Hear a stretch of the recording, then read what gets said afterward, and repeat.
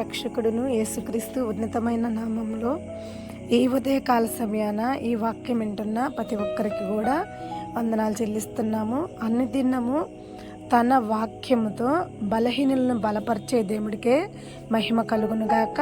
మరి నిశ్చింతగా దేవుడు మనతో మాట్లాడాలని ప్రతి దినము మనం దేవుడి వాక్యం కొరకు ఎదురు చూస్తూ ఉంటాం. ఆశపడ్డ ప్రాణాన్ని తృప్తిపరుస్తాడు అని బైబిల్ సెలవిస్తుంది.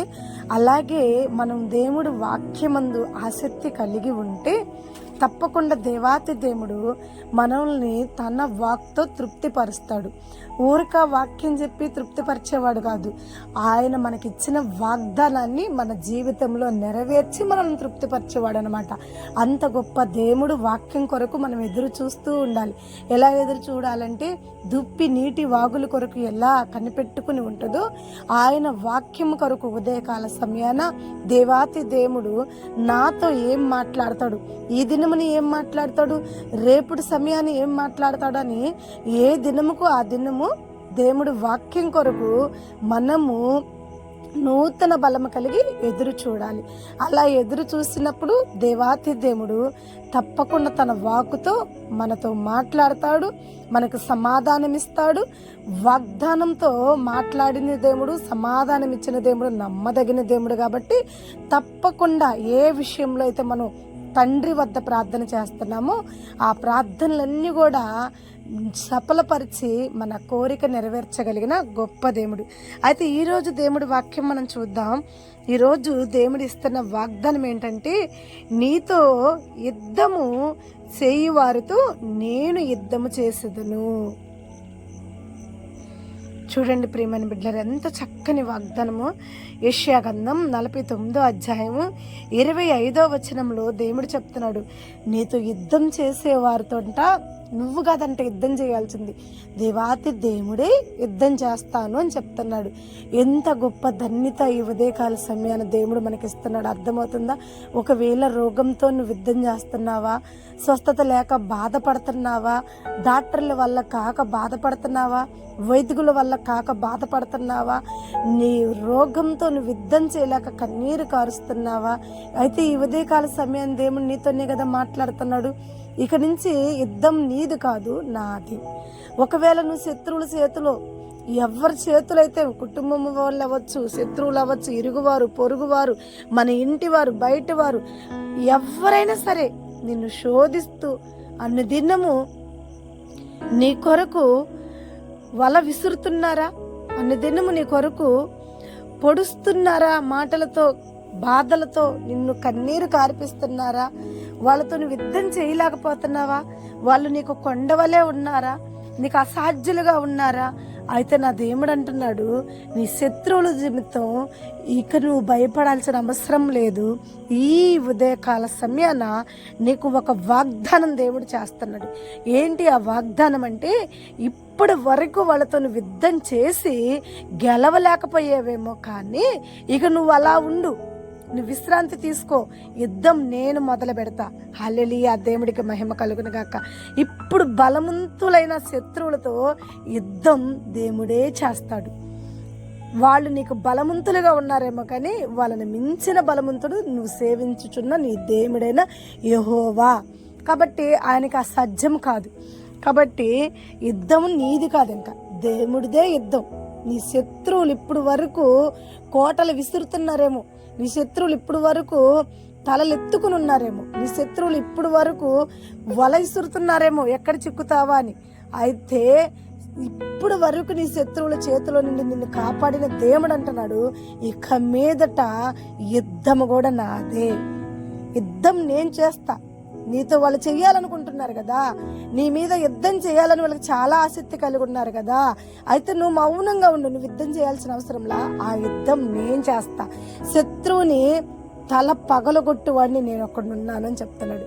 ప్రియమైన బిడ్డలారా, ఇంత గొప్ప దేవుణ్ణి ఆరాధిస్తున్న మనము, ఇంత గొప్ప దేవుణ్ణి సృష్టిస్తున్న మనము ఎంత ధన్యత పొందుకున్నామో ఈ ఉదయకాల సమయాన్ని ఒక్కసారి చూడండి.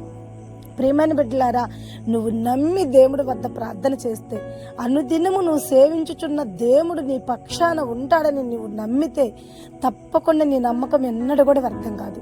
ఎందుకంటే మనము నమ్ముతుంది మనుషులను కాదు, డబ్బును కాదు, అధికారులను కాదు. మనము నమ్ముతుంది మనము సృష్టించిన సృష్టికర్తని యెహోవాని. మనకి అసాధ్యమైన సమస్తము ఆయన చేయగలిగిన దేవుడు, మనకు సహాయం చేయగలిగిన దేవుడు. ఇప్పుడు వరకు సమస్యలతో, నిందలతో, అవమానాలతో, రోగాలతో, వ్యాధులతో, బాధలతో, ఇరుకుతో, ఇబ్బందితో, బిడ్డలతో, భర్తతో, భార్యతో, ఎన్ని విషయాలతో నువ్వు యుద్ధం చేస్తున్నావు, సాతాను శోధనతో, ఏ విషయాల్లో నువ్వు యుద్ధం చేసి సొమ్మచిల్లిపోయి ఉన్నావో, నా దేవుడు అంటున్నాడు, సొమ్మచిల్లిపోయిన నిన్ను బలపరచువాడిని నేనున్నా. నీ యుద్ధము నీతో చెయ్యాలని పోరాడుతున్న సాతాను యుద్ధము నీతో కాదు, నాతో చేస్తాడు. ఇంకా నువ్వుగా యుద్ధం చేసేది నేను ఆ యుద్ధం చేస్తాను అంటున్నాడు. నీ పక్షాన దేవుడు యుద్ధం చేశాడంటే ప్రతి విషయంలో దేవుడు నీకు విజయాన్ని ఇచ్చినట్టే. ఎందుకంటే దేవుడు ఎక్కడ కూడా ఓడిపోయినట్టు చరిత్ర లేదు. సాతాను ఎంత బలవంతుడైనా, ఎంత బలమైన యుద్ధం నీ ముందుకు తీసుకొచ్చినా ఆ యుద్ధంలో దేవుడు నిన్ను ఒక ఉన్నతమైన స్థానంలో, నీ పక్షాన దేవుడు యుద్ధం చేసి ఉన్నతమైన స్థానంలో దేవుడు నిన్ను స్థిరపరచబోతున్నాడు. నమ్మితే దేవుడు మహిమ చూస్తావు గనక నువ్వు సేవించుచున్న దేవుడు గొప్పవాడని నమ్మి దివారాత్రులు ఆయన వాక్యం కొరకు దుప్పి నీటి వాగుల కొరకు ఎదురు చూసినట్టు అనుదినము ఆయన వాక్యం కొరకు ఎదురు చూసి బలహీనమైన నీవు ఆయన వాక్యం ద్వారా బలము తెచ్చుకుని దేవుడు నీ పక్షాన ఉన్నాడు గనక నీకు ఇంక ఏ సమస్య లేదని పూర్ణ హృదయంతో, పూర్ణ ఆత్మతో నమ్మి యెహోవాని సేవించు. దేవుడు నీ నమ్మకాన్ని ఎన్నడూ కూడా వ్యర్థం కాకుండా, నువ్వు ఆయన్ని నమ్మేవు గట్టి ఖచ్చితంగా ఆయన మహిమ నీ జీవితంలో ఆయన ఘనపరుస్తాడు, చూపిస్తాడు. అనేకరికి నువ్వు సాక్షిగా నిలబడతావు. ఆమేన్. God bless you. తప్పకుండా దేవాతి దేవుడు నీ శత్రువులతో కావచ్చు, నీకున్న సమస్యలతో కావచ్చు, దేవుడు యుద్ధం చేసి నిన్ను గెలిపించునుగాక. ఆమేన్. రక్షకుడును యేసుక్రీస్తు ఉన్నతమైన నామంలో ఈ ఉదయకాల సమయాన ఈ వాక్యం వింటున్న ప్రతి ఒక్కరికి కూడా వందనాలు చెల్లిస్తున్నాము. అనుదినము తన వాక్యముతో బలహీనులను బలపరిచే దేవుడికే మహిమ కలుగునుగాక. మరి నిశ్చింతగా దేవుడు మనతో మాట్లాడాలని ప్రతి దినము మనం దేవుడి వాక్యం కొరకు ఎదురు చూస్తూ ఉంటాం. ఆశపడ్డ ప్రాణాన్ని తృప్తిపరుస్తాడు అని బైబిల్ సెలవిస్తుంది. అలాగే మనం దేవుడు వాక్యమందు ఆసక్తి కలిగి ఉంటే తప్పకుండా దేవాతి దేవుడు మనల్ని తన వాక్తో తృప్తిపరుస్తాడు. ఊరిక వాక్యం చెప్పి తృప్తిపరిచేవాడు కాదు. ఆయన మనకిచ్చిన వాగ్దానాన్ని మన జీవితంలో నెరవేర్చి మనల్ని తృప్తిపరిచేవాడు అనమాట. అంత గొప్ప దేవుడు వాక్యం కొరకు మనం ఎదురు చూస్తూ ఉండాలి. ఎలా ఎదురు చూడాలంటే దుప్పి నీటి వాగుల కొరకు ఎలా కనిపెట్టుకుని ఉంటుందో ఆయన వాక్యం కొరకు ఉదయకాల సమయాన దేవాతి దేవుడు నాతో ఏం మాట్లాడతాడు, ఈ దినముని ఏం మాట్లాడతాడు, రేపుడు సమయాన్ని ఏం మాట్లాడతాడని ఏ దినముకు ఆ దినము దేవుడు వాక్యం కొరకు మనము నూతన బలము కలిగి ఎదురు చూడాలి. అలా ఎదురు చూసినప్పుడు దేవాతి దేవుడు తప్పకుండా తన వాక్కుతో మనతో మాట్లాడతాడు, మనకు సమాధానం ఇస్తాడు. వాగ్దానంతో మాట్లాడిన దేవుడు, సమాధానం ఇచ్చిన దేవుడు నమ్మదగిన దేవుడు. కాబట్టి తప్పకుండా ఏ విషయంలో అయితే మనం తండ్రి వద్ద ప్రార్థన చేస్తున్నామో ఆ ప్రార్థనలన్నీ కూడా సఫలపరిచి మన కోరిక నెరవేర్చగలిగిన గొప్ప దేవుడు. అయితే ఈరోజు దేవుడి వాక్యం మనం చూద్దాం. ఈరోజు దేవుడు ఇస్తున్న వాగ్దానం ఏంటంటే, నీతో యుద్ధము చేయి వారితో నేను యుద్ధము చేసేదను. చూడండి ప్రియమైన బిడ్డలు, ఎంత చక్కని వాగ్దానము. యెషయా గ్రంథం 49వ అధ్యాయము 25వ వచనంలో దేవుడు చెప్తున్నాడు, నీతో యుద్ధం చేసేవారితోంట నువ్వు కాదంటే యుద్ధం చేయాల్సింది, దేవాతి దేవుడే యుద్ధం చేస్తాను అని చెప్తున్నాడు. ఎంత గొప్ప ధన్యత ఈ ఉదయకాల సమయాన్ని దేవుడు మనకిస్తున్నాడు. అర్థమవుతుందా? ఒకవేళ రోగంతో నువ్వు యుద్ధం చేస్తున్నావా, స్వస్థత లేక బాధపడుతున్నావా, డాక్టర్ల వల్ల కాక బాధపడుతున్నావా, వైద్యుల వల్ల కాక బాధపడుతున్నావా, నీ రోగంతో నువ్వు యుద్ధం చేయలేక కన్నీరు కారుస్తున్నావా? అయితే ఈ ఉదయకాల సమయం దేవుడు నీతోనే కదా మాట్లాడుతున్నాడు. ఇక నుంచి యుద్ధం నీది కాదు, నాది. ఒకవేళ నువ్వు శత్రువుల చేతిలో, ఎవరి చేతులు అయితే, కుటుంబం వాళ్ళు అవ్వచ్చు, శత్రువులు అవ్వచ్చు, ఇరుగువారు, పొరుగువారు, మన ఇంటివారు, బయటవారు, ఎవరైనా సరే నిన్ను శోధిస్తూ అనుదినము నీ కొరకు వల విసురుతున్నారా, అనుదినము నీ కొరకు పొడుస్తున్నారా, మాటలతో బాధలతో నిన్ను కన్నీరు కార్పిస్తున్నారా, వాళ్ళతో నువ్వు యుద్ధం చేయలేకపోతున్నావా, వాళ్ళు నీకు కొండవలే ఉన్నారా, నీకు అసాధ్యులుగా ఉన్నారా? అయితే నా దేవుడు అంటున్నాడు, నీ శత్రువుల నిమిత్తం ఇక నువ్వు భయపడాల్సిన అవసరం లేదు. ఈ ఉదయకాల సమయాన నీకు ఒక వాగ్దానం దేవుడు చేస్తున్నాడు. ఏంటి ఆ వాగ్దానం అంటే, ఇప్పటి వరకు వాళ్ళతో నువ్వు యుద్ధం చేసి గెలవలేకపోయేవేమో, కానీ ఇక నువ్వు అలా ఉండు, నువ్వు విశ్రాంతి తీసుకో, యుద్ధం నేను మొదలు పెడతా. హల్లెలూయా, దేవుడికి మహిమ కలుగును గాక. ఇప్పుడు బలవంతులైన శత్రువులతో యుద్ధం దేవుడే చేస్తాడు. వాళ్ళు నీకు బలవంతులుగా ఉన్నారేమో, కానీ వాళ్ళని మించిన బలవంతుడు నువ్వు సేవించుచున్న నీ దేవుడైన యెహోవా. కాబట్టి ఆయనకి అసాధ్యం కాదు. కాబట్టి యుద్ధం నీది కాదు, ఇంకా దేవుడిదే యుద్ధం. నీ శత్రువులు ఇప్పుడు వరకు కోటలు విసురుతున్నారేమో, నీ శత్రువులు ఇప్పుడు వరకు తలలెత్తుకుని ఉన్నారేమో, నీ శత్రువులు ఇప్పుడు వరకు వల విసురుతున్నారేమో ఎక్కడ చిక్కుతావా అని. అయితే ఇప్పుడు వరకు నీ శత్రువుల చేతిలో నుండి నిన్ను కాపాడిన దేవుడు అంటున్నాడు, ఇక మీదట యుద్ధం కూడా నాదే, యుద్ధం నేను చేస్తా. నీతో వాళ్ళు చెయ్యాలనుకుంటున్నారు కదా, నీ మీద యుద్ధం చేయాలని వాళ్ళకి చాలా ఆసక్తి కలిగి ఉన్నారు కదా, అయితే నువ్వు మౌనంగా ఉండు, నువ్వు యుద్ధం చేయాల్సిన అవసరంలా, ఆ యుద్ధం నేను చేస్తా. శత్రువుని తల పగలగొట్టు వాడిని నేను ఒకడున్నాను అని చెప్తున్నాడు. ప్రియమైన బిడ్డలారా, ఇంత గొప్ప దేవుణ్ణి ఆరాధిస్తున్న మనము, ఇంత గొప్ప దేవుణ్ణి సృష్టిస్తున్న మనము ఎంత ధన్యత పొందుకున్నామో ఈ ఉదయకాల సమయాన్ని ఒక్కసారి చూడండి.